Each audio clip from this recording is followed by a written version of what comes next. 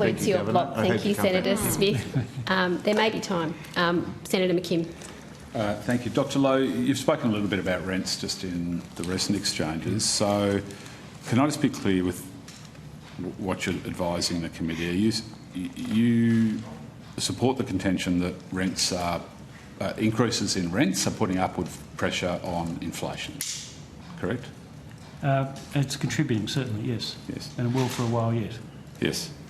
Now, your most recent statement on monetary policy says demand to purchase new detached housing remained exceptionally low, reflecting a range of factors including higher costs of land and construction, falling established home prices and poor buyer sentiment. Would you accept the contention that interest rate increases from the RBA are playing a role in all of those factors? That is, higher costs of land and construction, falling established home prices and poor buyer sentiment.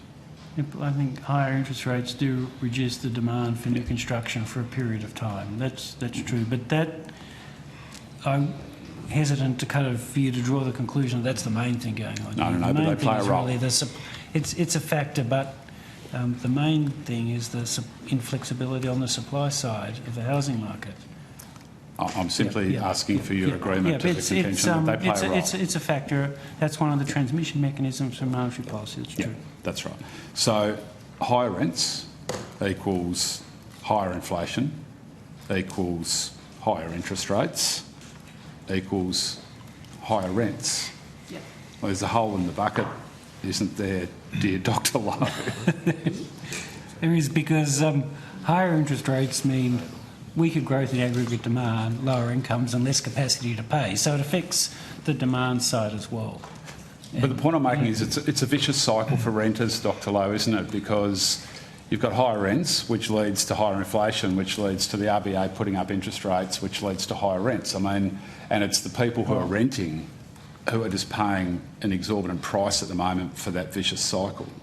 I don't think the cycle doesn't work like that, because higher interest rates are contributing a bit to higher rents, but it's not the main factor. But we're not then responding to with interest rates to the higher rents again. No, you're responding to interest rate. You're responding to higher inflation by putting up interest rates, which is then, as you've just agreed, putting upward pressure on rents, which is putting upward pressure on inflation. I mean, I know I'm not suggesting these aren't the only elements, but that is a cycle that exists, does it not? Well, there is an element there, and the solution to it isn't lower interest rates. All right. Because that would have other consequences that we've talked about. The solution to all these problems in the housing market is supply, supply, supply. Well, and in fact, there are other things we need to invest in housing. Well, we do. Yeah. Well, it would be nice if Labor actually put forward a package that did constitute a significant investment in the housing, rather than making the problem worse. It's urgent. Rather than making the problem worse, which is what Labor's proposing to do. Urgent. But Dr Lowe, Greens I want to talk.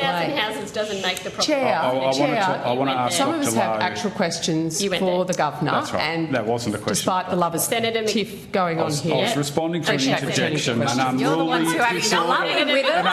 disorderly interjection. So this is taking up my time. So I would like to ask. Senator McKim. We don't get all that much access to Dr Lowe. So and thank you again for coming in, Dr Lowe. So you were asked about alternatives to fight inflation at the National Press Club in April, and you mentioned tax reform, and I'm very pleased to hear you say that, and you've referred to it again this morning.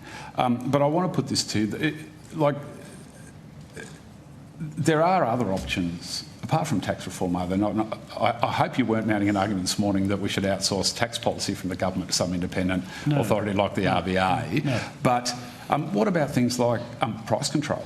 Like that's price control, Dr Lowe, which the government, I point out, is already engaged in the energy sector. We recall Parliament actually last year to deliver price control, an element of price control in the energy sector. So there's price control, there's tax policy, there's even prudential policy that could make a difference in those areas. Would you agree with that? Well, in some limited and specific circumstances, I understand that price controls can be beneficial, but as a general proposition, I think it's the wrong way to go, because price controls distort the supply side of the economy. They might help kind of reduce some kind of problems with kind of affordability, but price controls distort supply and we've got to do everything we can to free up and advance the supply side of the economy, not just in the housing market but everywhere. So if we accept the proposition that the solution to inflation is price controls, we'll distort the supply side of the economy. We might get inflation down for a bit, but we'll all end up be poorer. It'll make So- it worse. Are you aware of... No, I don't support the general proposition, although in some cases there might be. Are you aware of work just on the supply and demand issue? There's work published by Cameron Murray, a housing economy, that's estimated at the current rate of sales there are 12 years worth of vacant land in Australia already zoned as residential. Are you aware of that work? I'm not aware of the work, but the proposition... Could I ask you just on surprised me. notice to have a look at that, Yeah, please, so and provide a response?